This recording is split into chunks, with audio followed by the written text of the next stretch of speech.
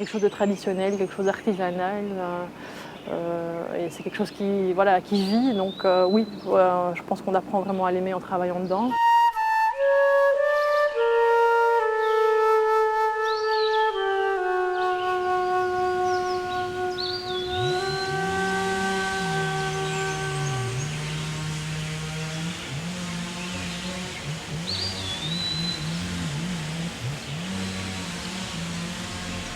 Il n'y a pas de véritable filière bois en Wallonie. Le bois est une richesse essentielle pour le développement économique de certaines régions de la Wallonie. C'est une forêt qui rapporte des revenus, c'est une forêt qu'on entretient correctement. Les métiers de la filière bois sont très différents puisqu'on va de la scierie industrielle du menuisier, en passant par différentes étapes.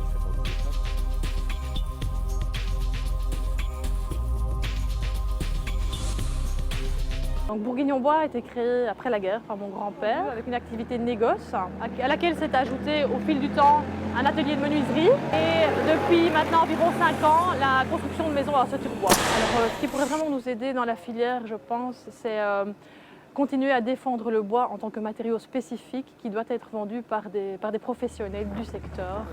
Un soutien aussi à l'embauche serait un élément important. Je constate qu'il est vraiment difficile de trouver du personnel qualifié et aussi du personnel qui a envie de s'investir dans ce secteur.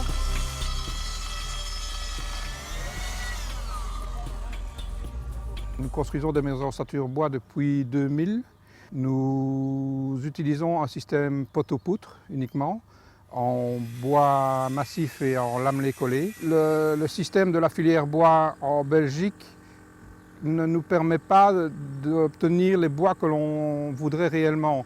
On voudrait employer le bois indigène, mais ce n'est pas toujours ouvert parce qu'il y a trop peu de sections sur le marché belge. Tandis que quand on va en Allemagne, on a la possibilité d'avoir plus de 20 sections de bois différentes.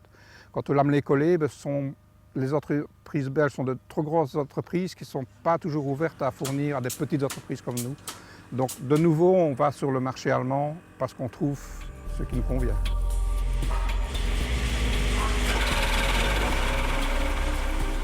Le secteur du sciage feuillu ne se porte pas bien, ça on peut le dire. C'est surtout par manque de débouchés. L'industrie du meuble est quasi inexistante en Wallonie. En Flandre, elle a presque tout à fait disparu parce que les modes changent. Les gens préfèrent d'autres matières que le bois, donc on a de moins en moins de débouchés. Donc une société comme moi qui avant on pourrait tourner à 6, 7, 8, 10 ouvriers, on ne tourne plus qu'à 4 et on chôme 2 jours semaine, donc vous voyez ce que ça peut donner. La meilleure façon de nous aider, c'est réduire nos charges. Ce n'est pas en créant des organismes. Moi, personnellement, je ne crois pas à tous ces organismes-là. Moi, je crois que pour qu'on soit concurrentiel sur certains marchés, il faudrait d'abord réduire l'ensemble de nos charges. Et en tant que bourgmestre et exploitant forestier, je prends bien sûr conscience de la fonction économique de la forêt. Il y a d'autres fonctions, la fonction sociale, la fonction récréative, la fonction biodiversité, sont bien sûr très importantes, mais ne sont absolument pas incompatibles avec la fonction économique. Dans l'état actuel des choses, on a l'impression que nos dirigeants l'ont un peu oublié. Et on a l'impression que ça ne saurait pas fonctionner en harmonie. Ce qui est tout à fait le cas, la production de bois n'empêche en rien les autres fonctions de la forêt.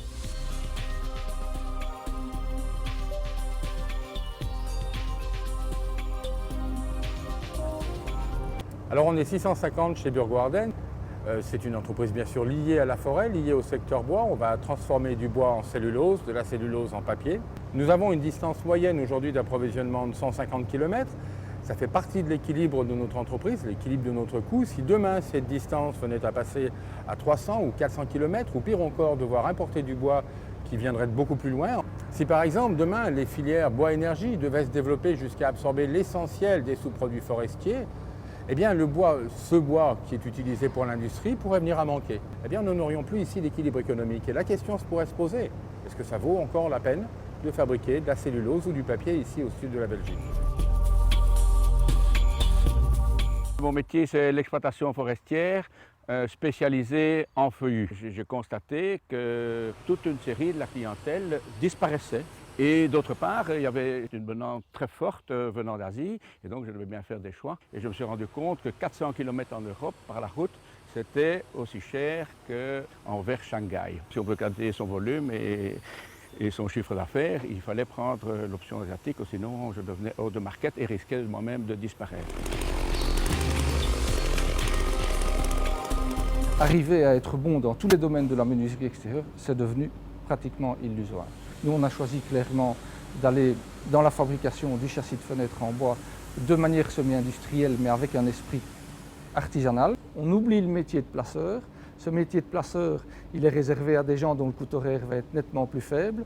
Nous, on sait qu'on va devoir investir pour arriver à suivre les marchés et les normes imposées par ce marquage CE. On est prêt, on va investir avec des coûts importants, mais avec un résultat qui permettra de fidéliser parfaitement la clientèle qui s'est orientée vers le placement. Eh bien, à l'heure d'aujourd'hui, on doit estimer qu'il existe un agent qui doit pouvoir aider les gens à mieux travailler ensemble.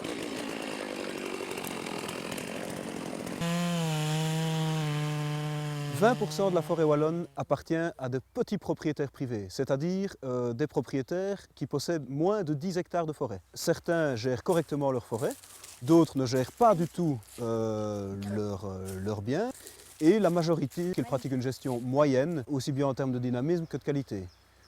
Je suis persuadé, et je ne suis d'ailleurs pas le seul, qu'il serait fort intéressant qu'une structure indépendante accompagne ses propriétaires en les amenant vers la filière, qui est d'ailleurs très demandeuse en bois.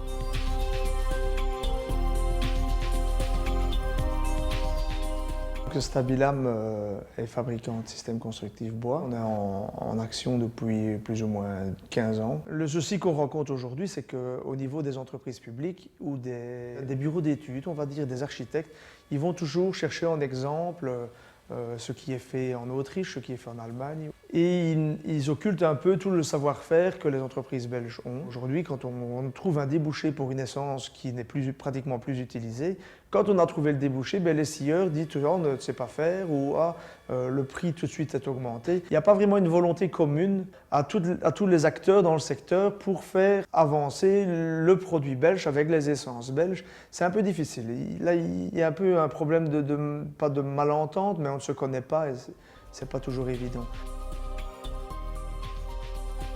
Les métiers de la filière bois sont très différents puisqu'on va de la scierie industrielle au petit menuisier en passant par différentes étapes. Donc le souhait qu'on a, c'est de faire en sorte que chaque maillon de la filière collabore les uns avec les autres et deviennent clients l'un de l'autre. Notre souhait au niveau de l'intercommunal de développement économique, c'est que la filière bois soit la mieux représentée possible et principalement au niveau de projets de développement économique innovants. Et c'est pour ça qu'une expertise d'un organisme qui pourrait nous cibler les entreprises intéressantes, les niches d'avenir, nous paraît particulièrement important. Le secteur scierie européen souffre depuis quelques années d'une surcapacité très importante. Cette surcapacité entraîne évidemment une demande de bois beaucoup plus importante. Ce qui signifie très clairement que nous payons nos bois ronds aujourd'hui à des prix, je dirais, presque jamais connus jusqu'auparavant. Notre souhait, c'est évidemment de pouvoir être certain d'un approvisionnement en bois rond à long terme. C'est très important pour l'avenir de nos sociétés. Il est très important pour nous que la promotion de l'emploi du bois, notamment dans le cadre des maisons passives, continue à être exercé. Il faut dire qu'il y a un démarrage qui s'est fait il y a quelques années d'ici, qui est tout à fait prometteur. Mais je pense qu'il faut continuer à travailler dans cette voie.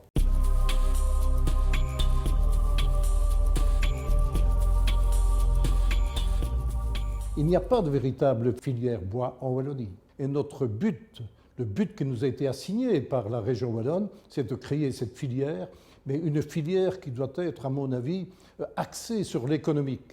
Il faudra voir la diversification, il faudra travailler avec tous les acteurs, recueillir leurs souhaits, les répercuter, un peu comme une parabole si vous voulez. Vous captez tous les messages de la base et vous les répercutez au sommet et voir comment influencer. C'est un ouvrage gigantesque qui demande un travail de veille, de prospective formidable. L'Office est clairement le lieu adéquat pour débattre de ces questions, étant donné que l'ensemble des acteurs, aussi bien de la production que de la transformation du bois, y sont présents.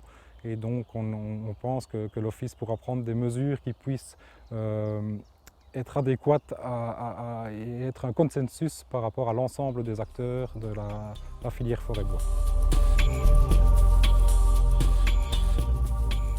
Le bois, c'est un matériau extraordinaire, moderne, mais c'est aussi un matériau complexe. Aujourd'hui, ce qu'il manque le plus à notre économie wallonne, c'est la formation et des ingénieurs de qualité. Viroinval, 74% de sa superficie est occupée par la forêt. C'est dire le patrimoine exceptionnel que ça peut représenter. Mais un patrimoine qui peut encore être valorisé sur le plan économique. Et là, donc, je pense que l'Office économique wallon du bois a un rôle moteur à jouer et d'inciter les pouvoirs publics, comme les communes forestières, à investir dans des bâtiments avec l'utilisation massive du bois. C'est un patrimoine important et je pense que quand le pouvoir public montre l'exemple, le privé suit d'office.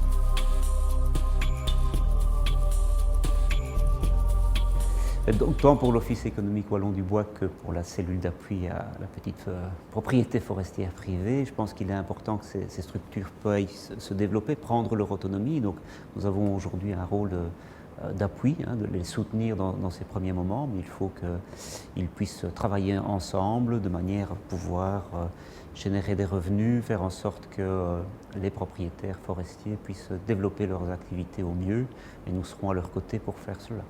Nous avons la matière première, nous avons au niveau de la première transformation énormément d'entreprises. Ce qu'il me paraît aujourd'hui, c'est comment on fait pour développer cette matière première, pour développer cette première transformation et comment nous pouvons aussi valoriser la deuxième transformation.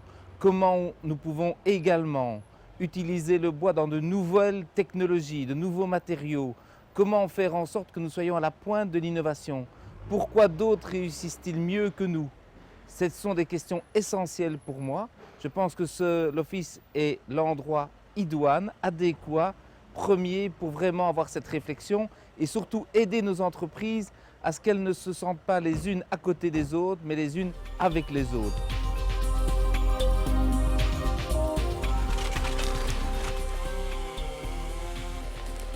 Mon souhait, c'est que dans 10 ans, on se demande pourquoi on n'a pas créé l'Office wallon du bois depuis tellement longtemps. Ce sera déjà une réussite, mais parce qu'on aura aidé nos entreprises à être plus fortes, à être meilleures, à avoir survécu dans un environnement de plus en plus concurrentiel.